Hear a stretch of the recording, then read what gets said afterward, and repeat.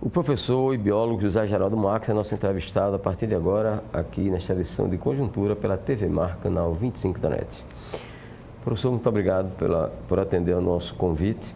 O senhor era secretário estadual do Meio Ambiente quando foi implantada aqui hoje Braskem, que antigamente se chamava Salgema.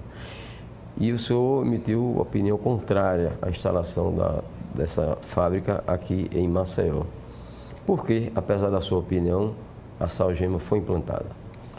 Olha, eu vou responder a sua pergunta, mas eu gostaria de início de fazer um breve comentário sobre a sua entrevista, o seu entrevistado anterior, quando ele disse que existe uma série de pessoas leigas e que estão emitindo palpites.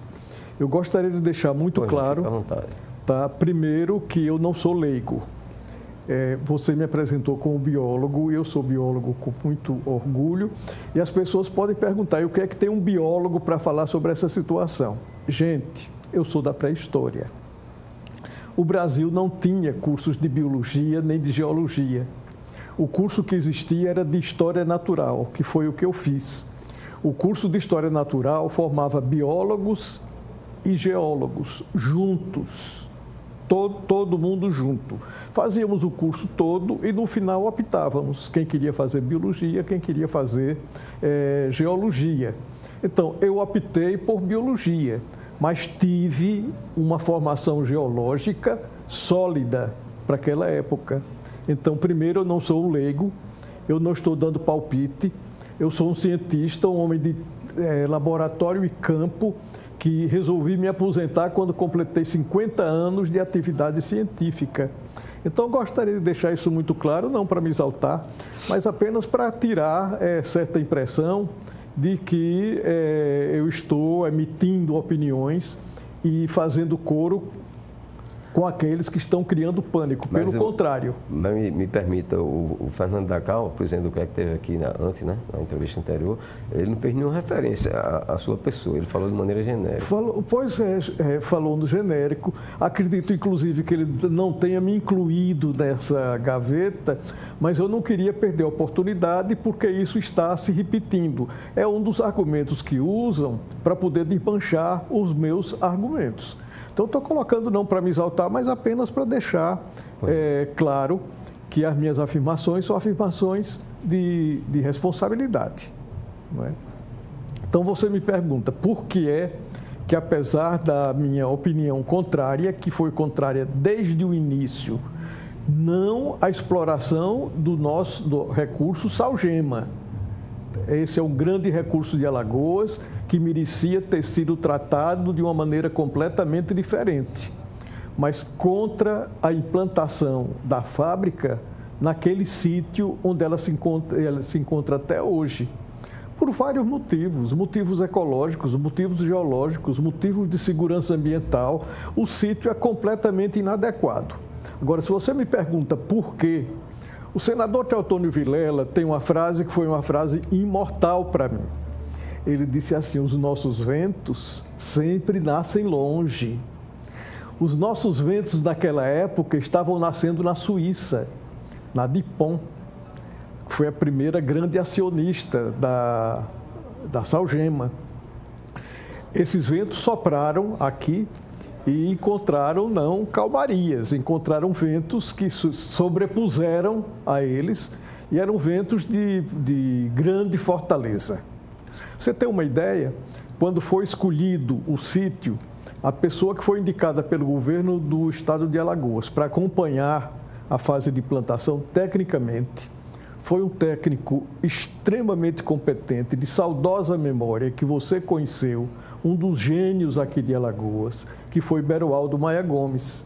Então, Beroaldo, ele deixou contado os contatos dele com a comissão que veio para a implantação.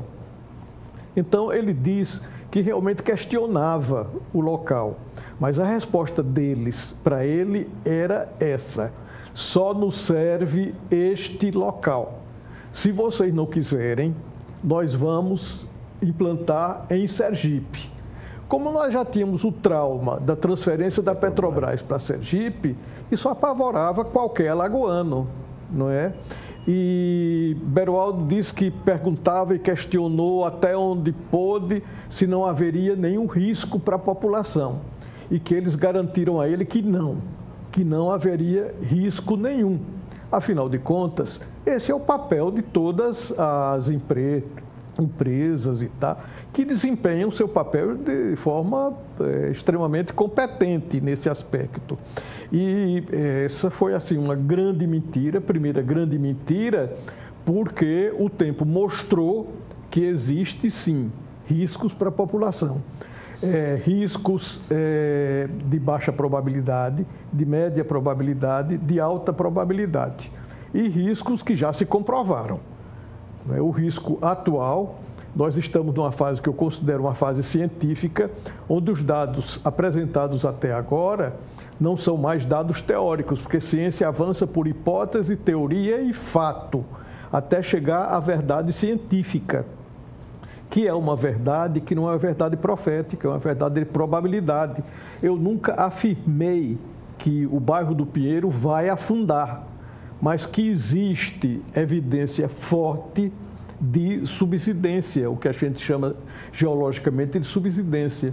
E isso eu já dizia em 85, quando eu dei uma entrevista que foi muito polêmica aqui, mostrando um documento que eu tinha preparado quando eu era da Secretaria do Meio Ambiente, onde previa a ocorrência de subsidências no plural aqui em Maceió, em cima de argumentos e dados técnicos competentes de que eu dispunha.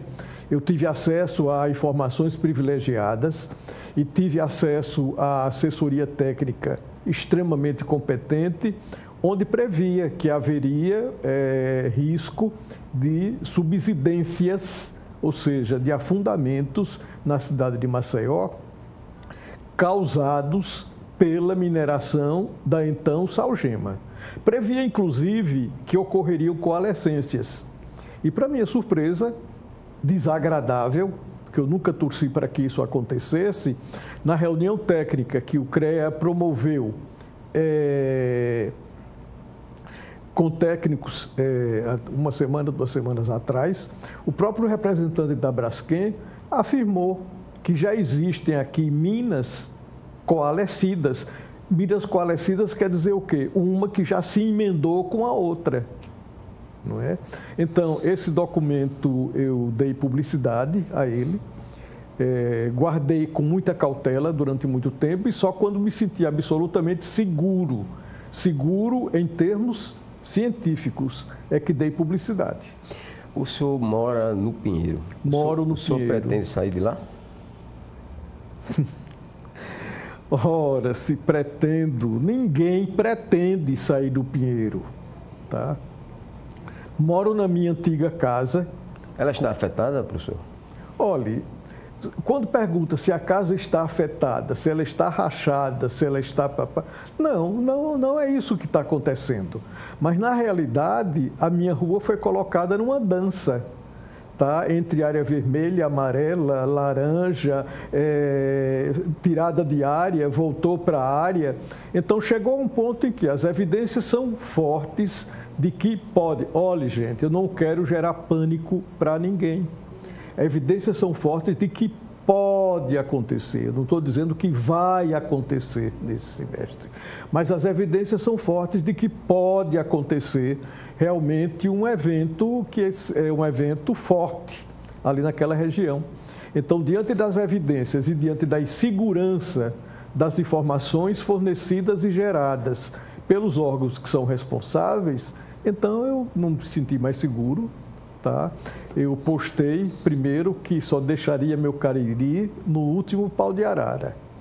Mas aí o último pau de arara está chegando. Se você for no Pinheiro, dá dó ver realmente a migração das pessoas, a dor da alma das pessoas. Professor, agora para o final do mês de abril, está anunciado um relatório conclusivo, um relatório que se diz que é o final a respeito desse episódio que está acontecendo no Pinheiro. Qual é a sua expectativa com relação a esse relatório? A minha expectativa é a seguinte: eu confio bastante na competência técnica da comissão que está elaborando. Tá?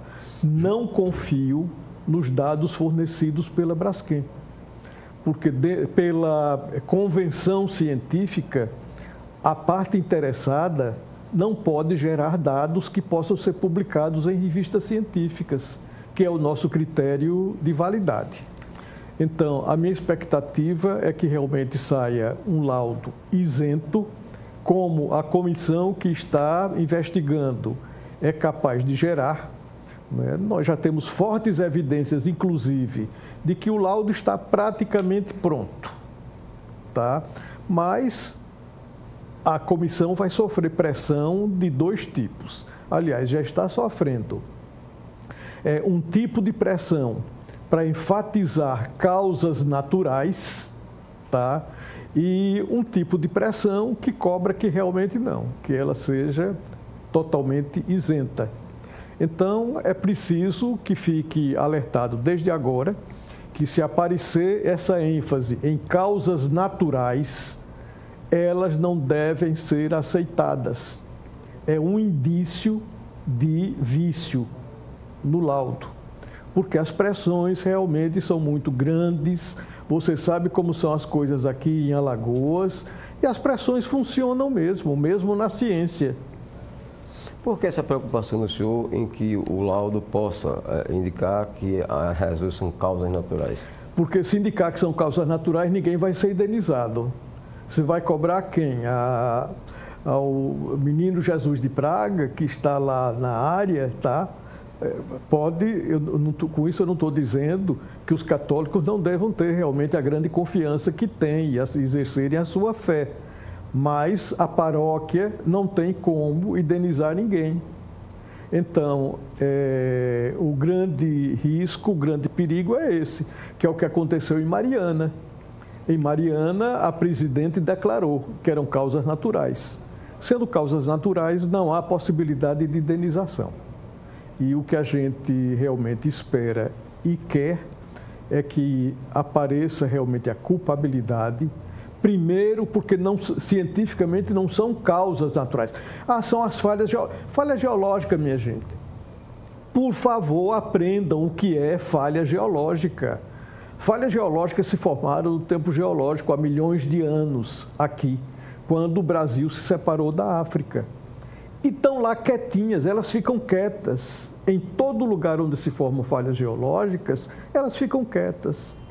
Elas nunca vão ser causa. Elas só são causas não. Elas só são perturbadas se elas forem despertadas.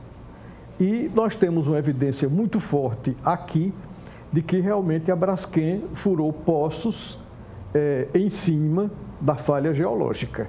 Então, falha geológica não é causa. Aprendam o que é falha geológica, porque está havendo uma grande confusão, inclusive aqui em setores técnicos. Não são falhas geológicas. Digo, mas por que isso? Não, porque para mim porque fica chique dizer que é falha geológica. Não entende o que é falha geológica e é um proparoxítono.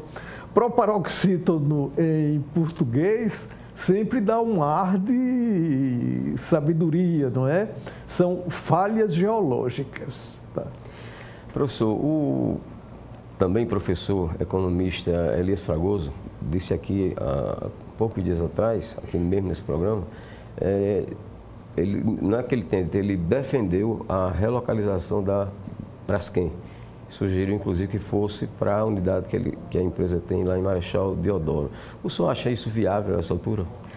Olhe, eu acho que talvez gerasse mais problemas do que solução a essa altura. Tanto que se tentou, inclusive, me ganhar para essa causa agora. Não é o momento agora para isso. Tá? É uma questão de tática e de estratégia. As pessoas precisam aprender que existem táticas, existem estratégias para não se perder. Então, taticamente, todos os esforços devem ser concentrados nos problemas atuais, nos perigos atuais da subsidência do pinheiro, que eu volto a afirmar, o risco é um risco elevado. E manter na agenda ambiental realmente a questão da relocalização, mas como uma questão de estratégia, não para agora. Uma outra explicação, professor, por que, no seu caso específico, a sua casa, né, a sua casa não foi afetada e outros imóveis daquela região do Pinheiro, Mutange e Bebedouro estão afetados? Por que isso? Porque não é uma Olha, depende do que seja realmente o conceito de afetado. Tá? Não apareceram rachaduras na minha casa, mas se você sobe um quarteirão, menos de um quarteirão, ali na rua do Rap Vida, por exemplo, não é no núcleo, ali no núcleo do Pinheiro mesmo, não. Tem uma casa onde a piscina já baixou mais de 1 metro. Tem nessa mesma casa, que é uma mansão, inclusive, a lavanderia, a moça que trabalha já entra para ficar pela cintura, está entendendo? Então, não é se vai haver subsidência, se vai estar descendo. O que pode acontecer é uma aceleração da subsidência. Tá? Agora, a minha preocupação maior também é para desfazer certos mitos que andam correndo por aí. História de que vai sair um gás, que o gás vai se espalhar não sei por onde, isso é mito. O escorregamento de uma parte do Pinheiro sobre Bebedouro entrando na lagoa não é mito. Parece que realmente há uma tendência, mas é uma tendência a longo prazo. Porque é difícil para os leigos entenderem o que é tempo, além do tempo físico da nossa existência. Né? Mas são coisas que acontecem no tempo físico da nossa existência, coisas que acontecem no tempo da história, coisas que acontecem até no tempo que é o tempo geológico, de milhões de anos. Há uma preocupação muito grande com os moradores do Pinheiros que ainda estão por lá com relação à possibilidade de fortes chuvas nesse período que é de chuva. A partir de agora, a expectativa que no estado, aqui na região, de chuva. Não é? Que implicações chuvas fortes podem ter em relação a esse problema? A questão das chuvas fortes, quer dizer, as primeiras colocações feitas pela CPRM calculavam em 70 milímetros. Mas com a declaração que foi feita no Senado, e para mim aquilo tem validade científica como pesquisa em andamento. Pesquisa em andamento, os resultados vão mudando. Realmente me deixou muito apavorado com a possibilidade de 30 milímetros. Provavelmente isso está sendo revisto. Agora eu não sou da área de meteorologia, eu só boto o dedo onde eu entendo, está entendendo? Então eu não sei realmente a previsão. Agora o problema é que você tem fissuras, várias fissuras ali abertas, não é? Independentes das cavernas. Tá? E essas fissuras, se elas são inundadas, elas podem ir abrindo. E se elas vão abrindo, a movimentação de terra ali aumenta. E aí pode haver uma aceleração. O professor Abel Galindo, que eu respeito bastante, ele tem uma notícia que é uma notícia boa, porque ele tem observado, pelos seus estudos geológicos, que atualmente parece estar havendo uma tendência à estabilidade em algumas partes do bairro do Pinheiro. Tá? Mas, olha, eu digo que, na minha opinião, isso ainda é uma opinião bastante incipiente. Há bastante carência de dados para comprovar isso, não é?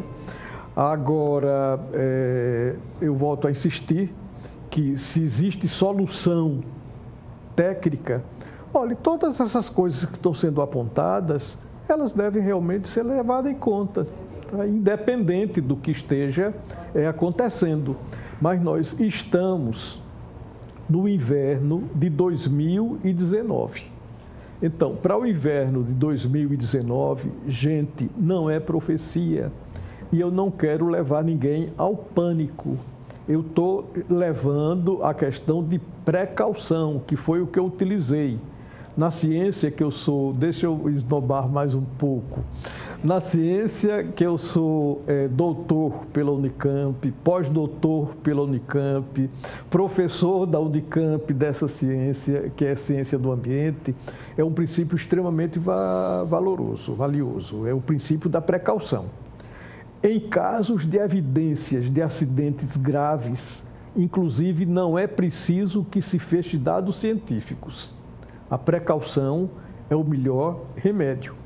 A minha precaução, inclusive, foi porque eu não acredito numa evacuação, na possibilidade de uma evacuação em massa do Pinheiro.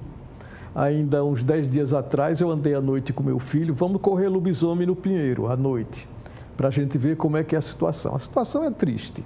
Você passa ali pelos conjuntos, tá, os prédios já se deteriorando. Tá?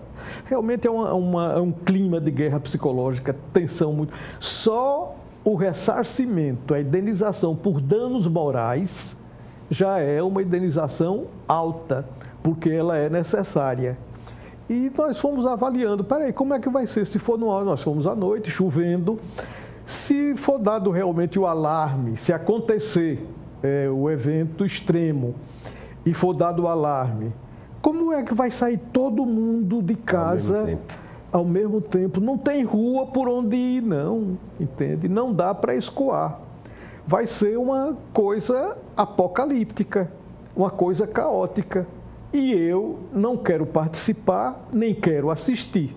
Então, estou me mudando para Ponta Verde, mas não trocaria jamais a Ponta Verde pelo meu Pinheiro. Me considero expropriado. Me roubaram fisicamente a minha casa, que é uma casa boa, e que perdeu o seu valor, e roubaram o meu espírito. Porque você sabe, você me conhece, eu também gosto de poesia, escrevo e publico livros de poesia, e eu comprei a casa pela paisagem, tá? Roubaram meus crepúsculos do mais belos do mundo. Toda a minha visão da Lagoa Mundaú. E não é a estrutura da casa, não, que estão roubando da gente. É a nossa vida dentro da casa. Tá? Já chorei 2 vezes. Nas 2 vezes que eu saí realmente para resolver questão da minha nova morada, eu realmente não me controlei. Tá? E eu quero que me paguem. Tá? Ok, professor. Muito obrigado ao professor José Geraldo Marques, biólogo, pela sua participação nesta edição de Conjuntura. Vamos ficando por aqui, agradecendo também a você, telespectador, por nos acompanhar.